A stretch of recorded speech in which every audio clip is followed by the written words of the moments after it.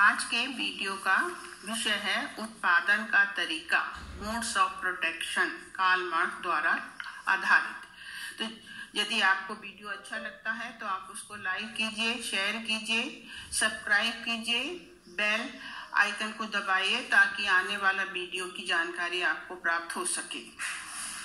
मैंने इसके पहले 4 वीडियो बनाए हैं, उससे आप लोगों को इस विषय के संबंध में पूरी जानकारी मिल जाएगी यदि आप उसको ध्यान से पढ़ें। स्टार्ट। तो कार्ल मार्क्स को जैसा हम जानते हैं उसके सिद्धांतों की आधारशिला आर्थिक व्यवस्था रही है। समाज की संरचना के संबंध में भी कार्ल मार्क्स अपनी आर्थिक व्यवस्था को ही स्पष्ट करते हुए कहते हैं कि समाज की जो वास्तविक नींव है वो उसका आर्थिक ढांचा है। जब जब आर्थिक ढांचे में परिवर्तन होता है समाज की संरचना में परिवर्तन दिखाई देता है। यदि हम इतिहास को देखें तो हमें पता चलता है कि परिवर्तन जो है उस परिवर्तन समाज का जो विकास है उसका रहस्य जो है केवल आर्थिक व्यवस्था में ही छिपा हुआ है। तो अब इसे मैं आप लोगों को एक चित्र के द्वारा समझाने की कोशिश करूंगी, क्योंकि प्रश्न यहाँ ये उठता है कि यदि आर्थिक आधार ही मुख्य आधार है तो आर्थिक आधार वास्तव में है क्या। तो इसको समझने के लिए हम देखते हैं कि मैंने ये चित्र बनाया है और इस चित्र में मैंने आर्थिक ढांचा, जिसे हम नीचे की जड़ कहते हैं, जो कि सामाजिक संरचना की वास्तविक आधारशिला है, उसे हम अधोसंरचना के नाम से जानते हैं या उसे बेसिक स्ट्रक्चर भी कह सकते हैं। तो जब भी इसमें परिवर्तन हुआ है तब समाज की जो अधिसंरचना है, जो ऊपर का भाग बनाया हुआ है एक पेड़ के जैसा, उसमें आप देखते हैं कि ये अधिसंरचना है। अधिसंरचना का अर्थ होता है सुपर स्ट्रक्चर। सुपर स्ट्रक्चर के अंतर्गत वे सभी संस्थाएं आ जाती हैं जो कि आपस में एक दूसरे से क्या होती हैं, संबंधित होती हैं।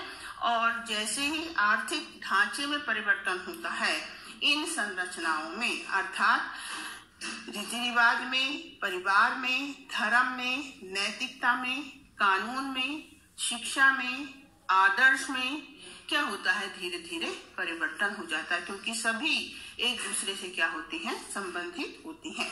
तो इसलिए कहते हैं कि अधोसंरचना और अधिसंरचना मिलकर सामाजिक संरचना का निर्माण करती है। दोनों के अनेक उपभाग होते हैं और इन उपभागों में आपस में अंतर संबंध पाया जाता है जो एक समाज को जन्म देता है। यही समाज है और मानव के अस्तित्व के लिए समाज जो है अति आवश्यकता है। तो अब हम पाते हैं कि देखेंगे कि मोड्स ऑफ प्रोटेक्शन, जो उत्पादन का तरीका है, वह वास्तव में है क्या, वो किस प्रकार से समय समय पर परिवर्तित होता है। तो ये जो चित्र बना है इसमें हमने देखे हैं उत्पादन का तरीका है। उसके 2 भाग हैं, एक तो उत्पादन के साधन और दूसरे उत्पादन के संबंध। तो जो उत्पादन के साधन हैं उसमें हम पाते हैं कि उसके 2 भाग हैं, एक भौतिक साधन और दूसरा अभौतिक साधन। भौतिक साधन के अंतर्गत पूंजी, भूमि, मशीन, उपकरण और कारखाने आते हैं जो कि मनुष्य के द्वारा बनाए जाते हैं। और दूसरे जो है अभौतिक साधन है जिसके अंतर्गत लेबर आता है, श्रम शक्ति जिसे हम कहते हैं, जिसमें ज्ञान, अनुभव और कौशल होना जरूरी है। क्योंकि यदि उत्पादन के भौतिक साधन हैं परंतु उनको लाभ प्राप्त करने के लिए उनसे हम उत्पादन किस प्रकार से करें, इसके लिए श्रमिक की आवश्यकता होती है और श्रमिक को विषय का ज्ञान, उसका अनुभव और उसकी कौशलता प्राप्त होनी चाहिए। दूसरा जो है उत्पादन के संबंध। ये जो उत्पादन के संबंध है, क्योंकि जो अभौतिक साधन है, पूंजी, भूमि, मशीन, उपकरण, कारखाने, इनको कौन प्राप्त करेगा, कहाँ से इनको प्राप्त करेंगे, तो जिसके पास साधन होंगे वो ही क्या करेगा, इसको खरीदेगा। तो वो क्या कहलाएगा, मालिक कहलाएगा। और मालिक श्रमिकों के द्वारा क्या करेगा, उत्पादन कार्य करेगा ताकि मनुष्य की और समाज की आवश्यकता पूरी हो सके। किंतु इन दोनों के बीच में, मालिक और श्रमिक के बीच में क्या होता है, संबंध होना जरूरी है। जब एक व्यक्ति एक मालिक के कारखाने में काम करता है तो उसके अपने मालिक से क्या होते हैं, संबंध बनते हैं और संबंधों के माध्यम से ही समाज की आवश्यकताएं पूरी होती हैं। तो जब जब उत्पादन के साधन और उत्पादन के संबंधों में परिवर्तन हुआ है तो हम पाते हैं कि समाज में परिवर्तन हुआ है। यदि हम इतिहास के पन्नों को देखते हैं तो हम ये पाते हैं कि पहला जो युग था वो आदिम समाजवाद था, फिर दास युग आया, फिर सामंत युग आया, फिर पूंजीवाद आया और अब ये सोचा जा रहा है कि पूंजीवाद के बाद समाजवाद आएगा जिसमें सबका विकास और सबकी उन्नति प्राप्त होगी। व्यक्तिगत संपत्ति का कहाँ पर कोई प्रश्न नहीं होगा, वर्ग विहीन समाज की स्थापना होगी। तो इसलिए कार्ल मार्क्स कहता है कि जब जब इन उत्पादन की साधनों में परिवर्तन हुआ है तो उसने उत्पादन के संबंधों में परिवर्तन किया है।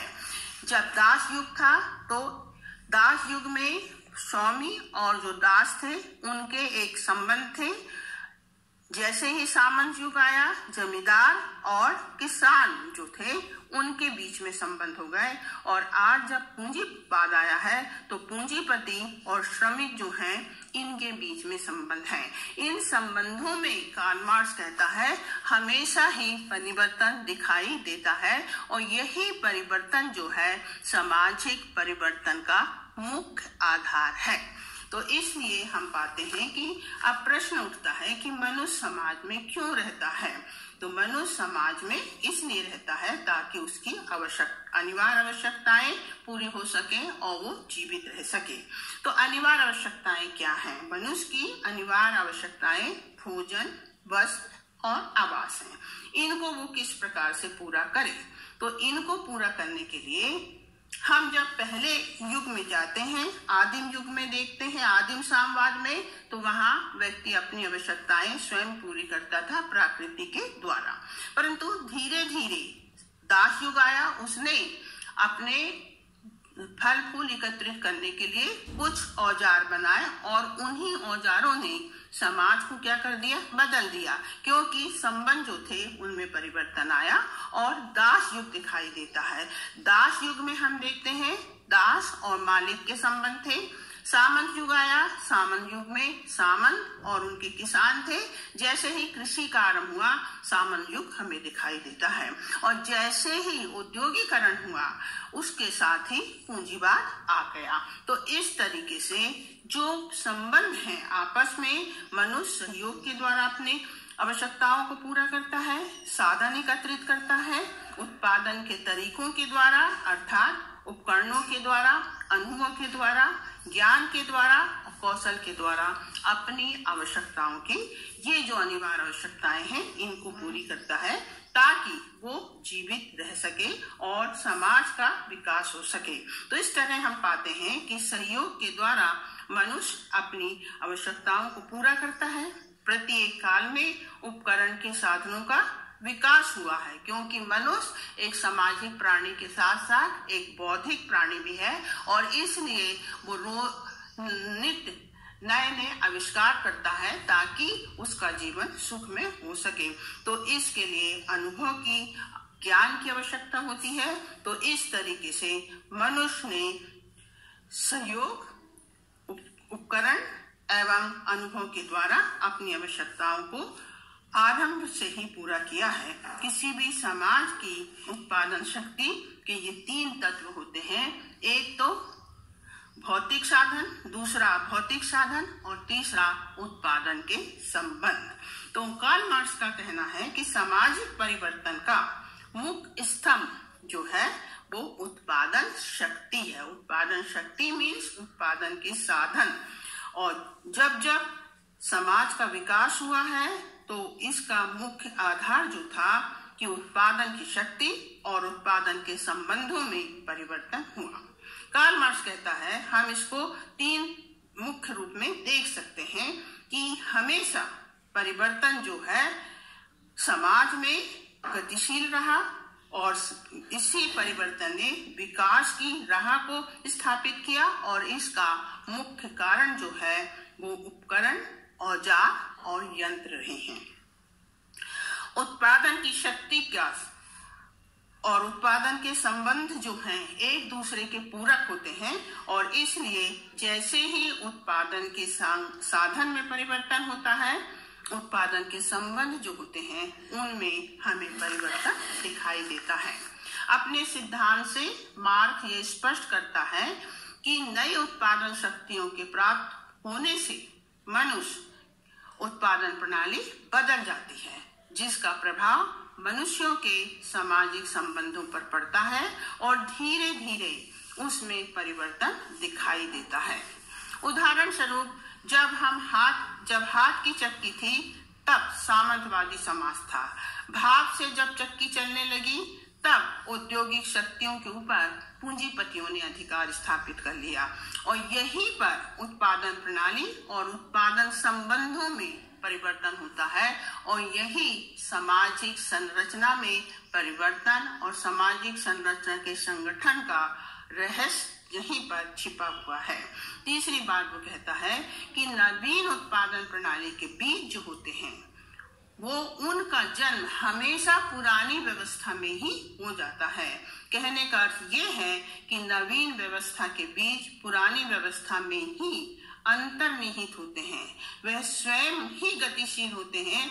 इसमें किसी प्रकार की योजना या किसी प्रकार के सचेत पूर्वक किसी विचार की स्थापना नहीं की जाती है। परिवर्तन प्रकृति का नियम है, और जो हमेशा प्रत्येक समाज में, प्रत्येक युग में, प्रत्येक समय गतिशील रहता है।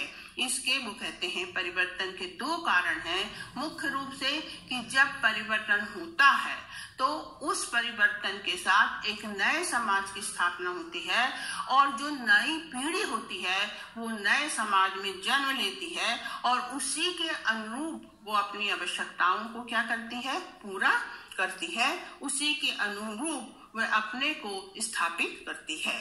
और नवीन आविष्कारों के परिणाम के प्रति समाज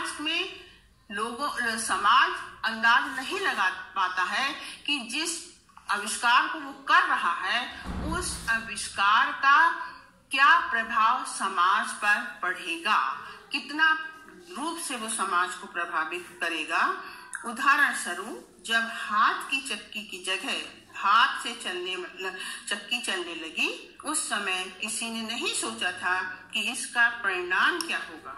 इस आविष्कार ने समग्र सामाजिक व्यवस्था को बदल दिया, और सामंतवादी व्यवस्था के स्थान पर पूंजीवादी व्यवस्था स्थापित हो गई। पूंजीवादी व्यवस्था में ऐसी अधोसंरचना का निर्माण किया जिसमें व्यक्तिगत स्वतंत्रता और व्यक्तिगत संपत्ति को महत्व दिया जाने लगा। मार्क्स लिखता है कि प्रत्येक युग में समाज में उत्पादन के साधनों के आधार पर ही मूल संरचना और अधिसंरचना के बीच में क्या होता है, द्वंद्व होता है। जब मूल संरचना में परिवर्तन होता है तो जो पुरानी अधिसंरचना होती है वो एकदम से बदल नहीं पाती है, और इसी द्वंद्व के बीच में एक नई संरचना का क्या हो जाता है, जन्म होता है। इस प्रकार समाज दो मुख्य भागों में विभाजित रहता है। मूल संरचना का निर्माण आर्थिक संबंधों के आधार पर होता है, जबकि अधोसंरचना में सामाजिक, वैधानिक एवं अन्य सामाजिक संबंध जो होते हैं स्थापित होते हैं।